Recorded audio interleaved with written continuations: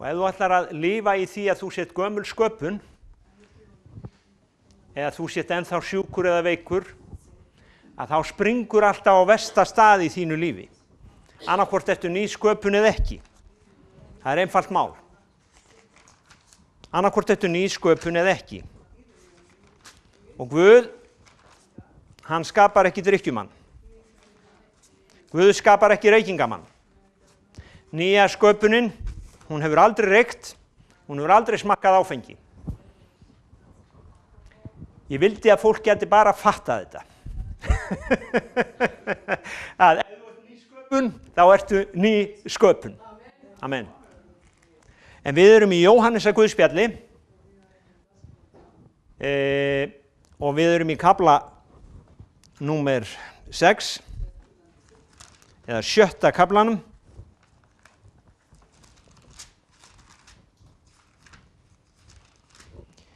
Og reyndar vorum við í 9. kafla síðast og þá sem sagt var yfirskriftin þessi að oss ber að vinna verk þess sendi mig eða mér ber að vinna verk hans sem sendi mig meðan enn dagur. Þannig við ætlum að koma aðeins inn á verk Guðs í dag. Lærisveinarnir þeir spurðu Jesú í 28. versinu í kafla 6 í Jóhannesar Guðspjalli. Þá sögðu þeir við hann, hvað eigum við að gjöra svo að við vinnum verk Guðs? Hvað eigum við að gjöra svo við vinnum verk Guðs? Jesús svaraði þeim, þetta er verk Guðs. Þetta er verk Guðs að þér trúið á hann sem að hann á þann sem að hann sendi, sem Guð sendi. Þannig að verk Guðs, getum við sagt, er að trúa. Nú, í Jóhannesar Guðspjalli áfram sama kafla vers 35, og við getum sagt að það sé kannski yfirskriftin yfir lestrinum í dag, þá segir Jesús, ég er brauð lífsins. Þann sem mun ekki hungra sem til mín kemur, þann aldrei þyrsta sem á mig trúir. Ég er brauð lífsins, þann mun ekki hungra sem til mín kemur og þann aldrei þyrsta sem til mín kemur. Þann mun ekki hungra sem til mín kemur og þann aldrei þyrsta sem til mín sem á mig trúir. Amen. Leiðréttarinn er ekki heima, þannig að þið verðið að leiðrétta mig ef ég segi eitthvað vitlaust. Sjá. Nú ætlum við að lesa fyrstu 15 versin í 7. kaflanum. Ég ætla að segja ykkur sögu. Eftir þetta fór Jesú yfir Galileu vatn eða Tíberíusar vatn. Mikill fjöldi manna fylgdi honum, því að þeir sáu þau tákn hann gjörði á sjúku fólki. Þá fór Jesús upp á fjallið, settist hann niður með lærisveinum sínum. Þetta var laust fyrir páskahátíð gyðinga. Jesús leit upp og sá að mikill mannfjöldi kom til hans. Hann segir þá við Filippus, hvar eigum við að kaupa brauð að þessir menn fái að eta? En þetta sagði hann til að reyna hann, því hann vissi sjálfur hvað hann ætlaði að gera. Filippus svaraði honum, brauð fyrir 200 denara nægðu þeim ekki svo að hver fengi lítið eitt. Venjuleg daglaun landbúnaðarmanns voru 1 denar. Þetta eru 200 daglaun og ég var að bara setja þetta upp í huganum í morgun að þetta eru svona 2 milljónir íslenskra króna sem þeir voru með og það var bara ekkert í þennan mannfjölda. Ef við miðum við það íslenskur daglaunamaður hafi 3,6 á ári, að 200 dagar, þá er það, já, svona, skýt á það, 2 milljónir. Annar lærisveinn hans, Andrés bróðir Símona, segir þá við hann, hér er piltur sem með 5 byggbrauð og 2 fiska, en hvað er það handa svo mörgum? Jesús hafði látið fólki setjast niður, þarna var gras mikið, menn settust nú niður 5.000 karlmenn að tölu. Nú tók Jesús brauðin, gjörði þakkir, skipti þeim út til þeirra sem þar sátu og eins fiskunum svo mikið sem þeir vildu. Þegar þeir voru mettir, segir hann við lærisveina sína, safnið saman leifunum svo ekkert spillist. Þeir söfnuðu þeim saman og fylltu 12 körfur með leifum byggbrauðanna, 5 sem afgengu og hjá þeim neitt höfðu. Þegar menn sáu táknið sem hann gjörði, sögðu þeir, þessi maður sannarlega spámaðurinn sem koma skal í heiminn. Jesús vissi nú að þeir myndu koma og taka hann með valdi til að gjöra hann að konungi og vék því aftur upp til fjallsins einn síns liðs. Þessi frásögn í 4 guðspjöllum. Hún í Matteusi, hún í Lúkas og hún í Markús. Hún í, og við ætlum kannski ekki endilega, ég ætla bara að benda ykkur á það, að það ekki alveg eins allstaðar, en samt verið að segja það sama. Og í Matteusar guðspjalli segir að það voru 5.000 karlmenn, auk barna og kvenna. Auk barna og kvenna, sem segir okkur að það gætu hafa verið 15.000 manns. Í Lúkasar guðspjalli þá segir að hann lét þá setjast niður í 50 manna hópum. Í Markúsar guðspjalli þá segir að hann lét þá setjast niður í 50 og 100 manna hópum. Þannig að það svona misjafnt hver segir frá. Jóhannes, hann sagði svona ekki eins nákvæmt frá eins og Matteus og Markús. Þannig að menn segja misjafnlega frá og þess vegna gott að hafa 4 sjónarhorn á sömu söguna. Ég bara bendi ykkur á þetta. En það augljóst að þarna var kraftaverk sem gerðist. 5 brauð, 2 fiskar og ég veit ekki hvort ég hafi séð myndin á Facebook þar sem að Jesús að deila út brauðunum og fólk stendur þarna. Þetta vegan? Og þetta glútenfrí? Að það þýddi lítið að bjóða mönnum upp á það svona kraftaverk í dag því að menn eru svo rosalega eitthvað sérstakir en þetta grínmynd á Facebook fyrir geði. En ég ætlaði að hafa hana hérna með en ég bara glemdi henni. Hún hefði verið góð. En við sjáum að til að fæða 15.000 manns með 5 brauðum og 2 fiskum, það kraftaverk. Í Jóhannesar guðspjalli sem við erum að lesa eru 7 eða 8 kraftaverk sem Jesús gerir. Og þið getið kannski lesið Jóhannesar guðspjalli í kvöld og athuga hvort þau eru 7 eða 8. Ég ekki alveg viss. En þið getið fundið það út. Segðu mér það næsta sunnudag. En það augljóst að þetta var kraftaverk, að þetta kraftaverk var verk Guðs. Þetta var verk Guðs. Þetta var ekki verk manna, svo margt í kringum trúna í dag verk manna. Við förum í kirkju, við sjáum svona texta, við sjáum svona fallegan, kannski ekki, söngkóp, eins og hérna, og við sjáum kannski fallegan kór, við sjáum svona fallegan pressgrúða og það kannski einhver sem syngur og það einhver sem talar, svo fara allir út og allir búin að gleyma hvað gerðist, allir bara spenntir að komast í matinn. En þegar verk Guðs eru til staðar, að þá eitthvað sem gerist sem að þú manst alltaf. Það ef að einhver sem blindur fær sýn í samkomunni, þá ferði ekki bara heim og gleymir því. Þú manst það daginn eftir. Ef það einhver lamaður sem rís upp, að þú ferð ekki bara heim og gleymir því, nei, þú manst það alltaf. Ég man eftir blindum manni sem var að predika fagnaðarerindið og skrítið að hann fekk ekki sjónina, en einu sinni gerði Guð það fyrir hann að þegar hann og fjölskyldan hans áttu ekki fyrir mat, að þau áttu 1 brauð og þau voru gjörsamlega blönk og þið getið lesið þetta í bókina Ljós í myrkri, að hann skar brauðið í nokkra daga. Hann skar alltaf af sama brauðinu. Og Guð, hann gerði kraftaverk með brauðið hans á okkar dögum. Guð ennþá að gera kraftaverk á okkar dögum. Og stundum gerir hann það öðruvísi heldur við viljum. Hann setur okkur í kringumstæður sem að við viljum ekki vera í. Aðalbjörn setti á Facebook núna í vikunni mann frá Tékklandi sem lenti í fangelsi í Súdan. Hann lenti í kringumstæðum sem hann vildi ekki vera í. Hann var barinn dag eftir dag af meðföngum sem voru ISIS-menn.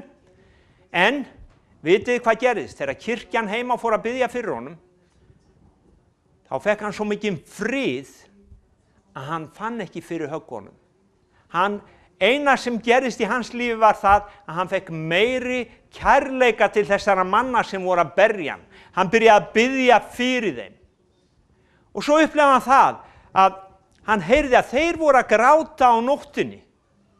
Þessir menn sem voru svona ægilega kúl og börðan og píndan, að þeir grétu sig í svefn. En Guð gaf honum yfirnáttúrulegan frið. Þetta gerðist bara núna, hann var 2015 til 2016, hann var satt í fangelsi í 14 mánuði. Og Guð mætti á staðinn ekki kannski eins og hann vildi, með englaherinn og að rífa hann út og berja gæjana. Nei, Guð gaf honum frið og hann fekk að leiða fjölda manns til trúar á þessum stað. 40 flóttamenn frá Eritríu og sem sagt Guð gerði kraftaverk af því að hann í raun og veru gaf það sem hann hafði. Og hvað hafði hann? Hann hafði mjög lítið, hann hafði bara sjálfan sig í fangaklefa. En spurningin hér þegar áður en að Jesús gerði þetta kraftaverk, að þá spyr hann þá í Markús 3, 6:38, hversu mörg brauð hafið þið? Eða hvað hafið þið? Við getum sagt, hvað hefur þú í dag? Jesús á staðnum og hann að spyrja, hvað hefur þú? Það mikil þörf hérna og þeir segja, við höfum 5 brauð og Jóhannes 6:9, en hvað það handa svo mörgum? Ok, við höfum 5 brauð og 2 fiska, en Jesús, hvað gagnar það? Og hversu oft finnum við okkur ekki í þeim kringumstæðum að við segjum, ok, við höfum þetta, en hvað þýðir það eins og dropi í hafið, út í þennan heim sem hungraður, út í þennan heim sem veit ekki hvert hann að fara, út í þennan heim sem gengur í myrkrinu, að okkur finnst við ekki hafa neitt svar. En Jesús að spyrja fyrst, hvað hafið þið? Svo hann spyr þig, hvað hefur þú? Og þú segir kannski, ég hef bara eina talentu, og hvað það Jesús fyrir allt Ísland? Sjáðu, Jesús að biðja það sem þú hefur, hann bað þá það sem þeir höfðu og þeir gáfu honum það.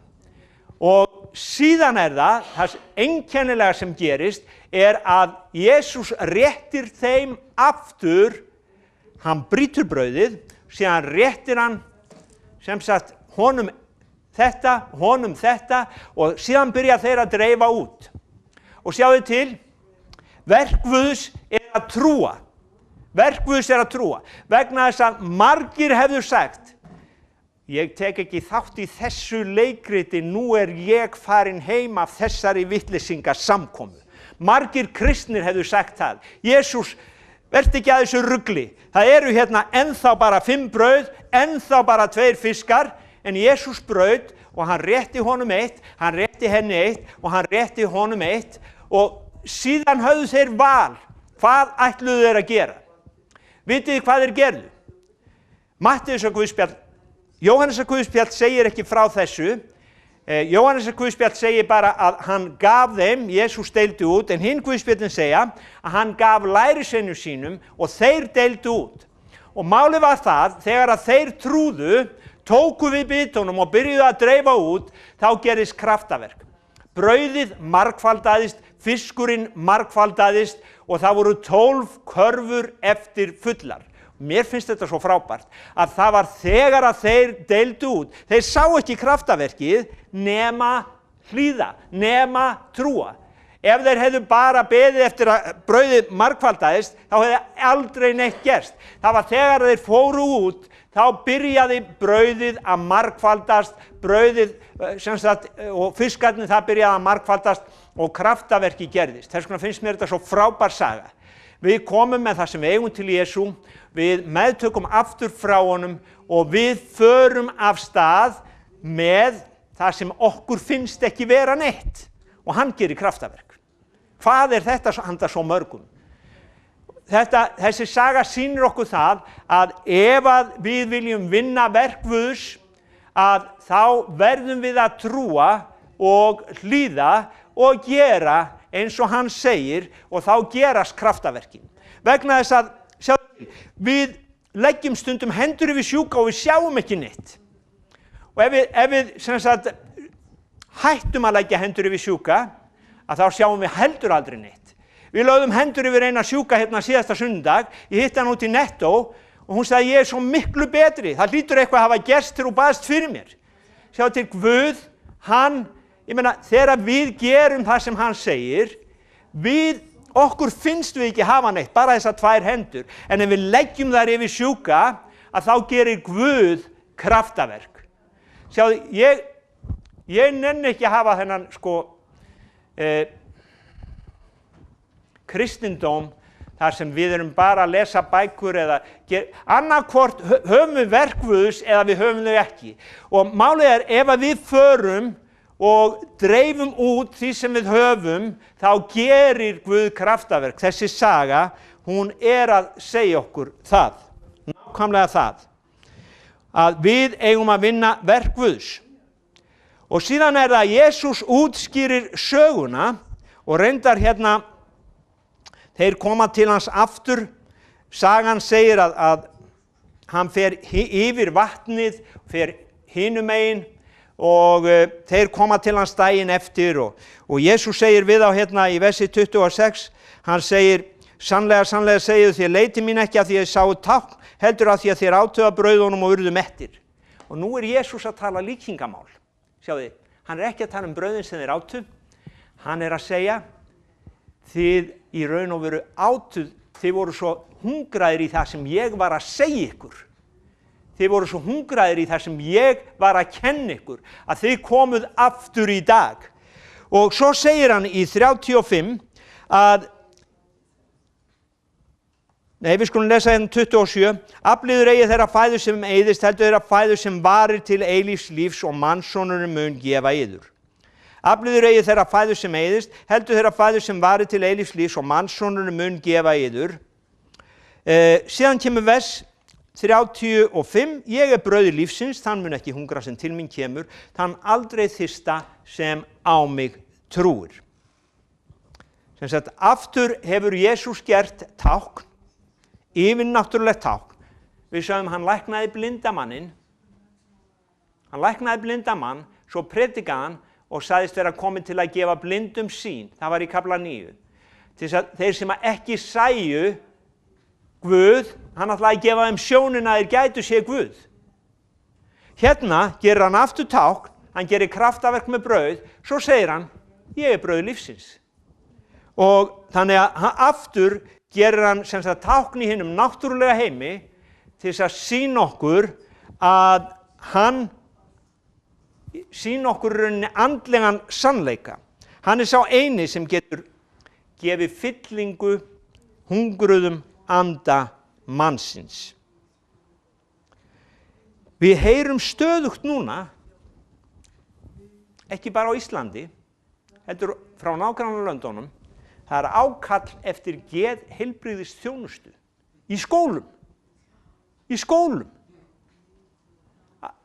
Það vantar sálfræðinga, það vantar geðlækna, það vantar eitthvað fyrir börnin okkar, en sjáðu til á sama tíma er búið að taka brauð lífsins út úr skólunum. Það er búið að banna brauð lífsins í skólunum og hvað gerist? Nú vantar sálfræðinga, það vantar geðheilbrigðisþjónustu af því að börnin okkar fá ekki lengur að borða brauð lífsins. Og þess vegna eru þau vannærð, þau eru sjúk, þau eru vanheil. Og líkamleg fæða, hún fyrir líkamann og við vitum það að við getum borðað holla fæðu, við getum borðað skaðlega fæðu. Holl fæða gerir okkur gott. Engin fæða, hún kallar á dauða eftir einhver tíma. Nú ef við berum þetta saman við andlega fæðu, þá getum við sagt að við getum haft holla andlega fæðu, við getum líka haft skaðlega andlega fæðu. Og það er það sem skólarnir í raun og veru gefa börnunum í dag.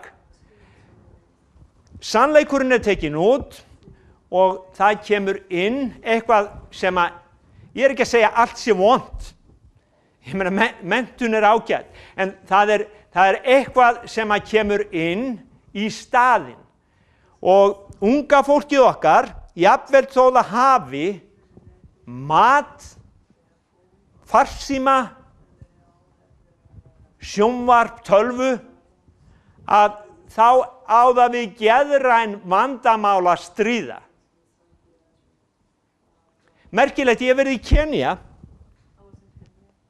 og þar sér maður unglingana brosandi og þar sér maður skólana biðja kirkjurnar að koma inn og kenna unglingunum og kenna börnunum Guðs orð. Það er ekki bannað þar. Brauð lífsins er ekki bannað.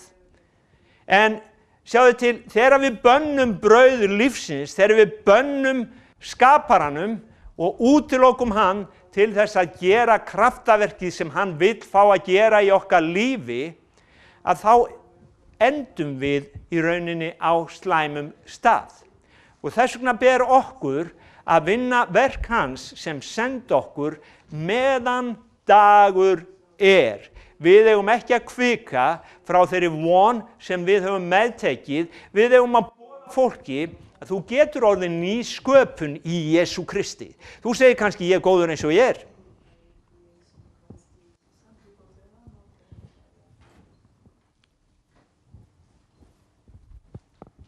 Margir segja það, ég er ekki jafn slæmur syndari og þú. Nei, ég efast að nokkur sé jafn slæmur og ég var, en við höfum öll syndgað, segir Biblían. Við erum öll fædd með eðli syndarinnar. Sumir verða reiðir þegar þeir heyra þetta. Að við séum fædd með eðli syndarinnar. Jú, við erum fædd með eðli syndarinnar. Þess vegna kom Jesús sem frelsari til þess að frelsa okkur frá syndum okkar. Og hann sagði, ef einhver trúir á mig, og nú ætla ég að parafreysa, þá getur hann orðið ný sköpun í mér. Hann sagði, enginn getur séð Guðsríki nema hann endurfæðist. Það er mikið talað að fá kannski fyrirgefningu syndana, fólk út í heimi, það lætur negla sig á kross, fólk skríður upp tröppur, gerir alls konar hluti til að fá fyrirgefningu sinna. Það er að segja þeir sem trúa það.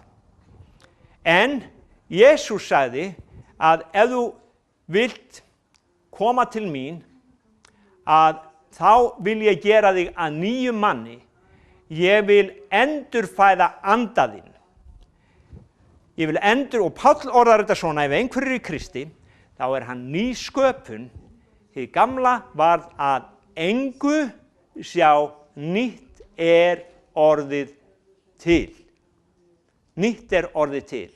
Og það er svo frábært. Og þessi nýja sköpun, hún er hungruð eftir orði Guðs. Hún er hungruð eftir orði Guðs.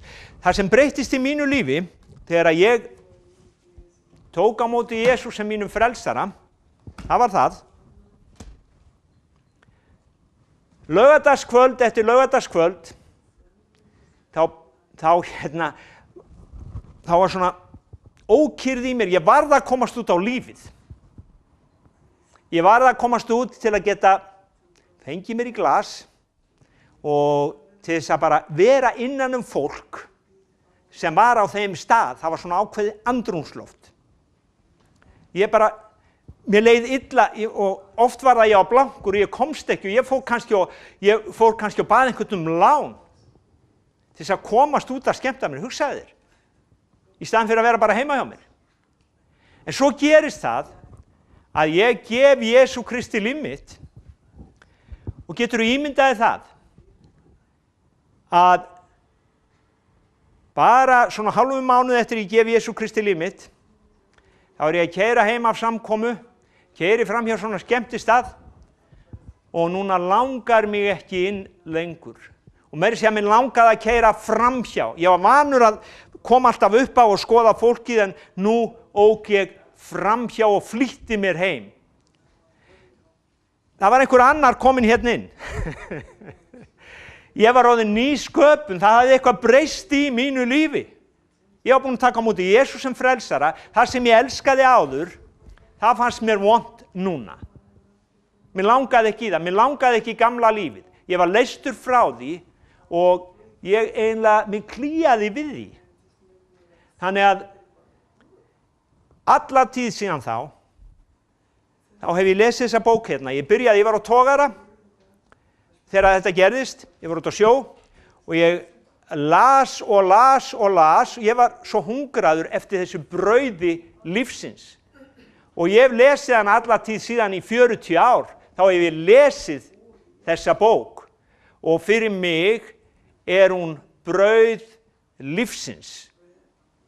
Hún gefur mér eitthvað sem engin annar getur gefið mér. Og meira segja að þetta brauð, við lásum í orðskviðunum í gær, að þetta brauð líf fyrir þá sem öðlast það og lækning fyrir allan líkama þeirra. Lækning fyrir allan líkama þeirra. Þegar Jesús mætti manni sem var með visna hönd, þá sagði hann réttu fram hönd þína, maðurinn rétti fram hönd sína, hún var heil. Orðið læknaði hann.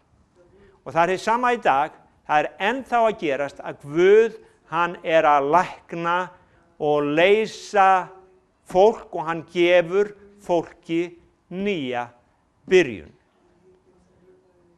Legðu þess vegna gamla manninn á hilluna eða frekar ofan í gröfina og komdu bara með nýja manninum upp og byrjaðu nýtt líf með Jesú Kristi. Hið gamla varð að engu og þú munt nærast á þessu brauði lífsins alla daga lífsins. Það yndislegt brauð. Þú getur haft ostón á, sultu, hvað sem þú vilt. Amen. Og ég ætla ekki að hafa þetta lengri í dag.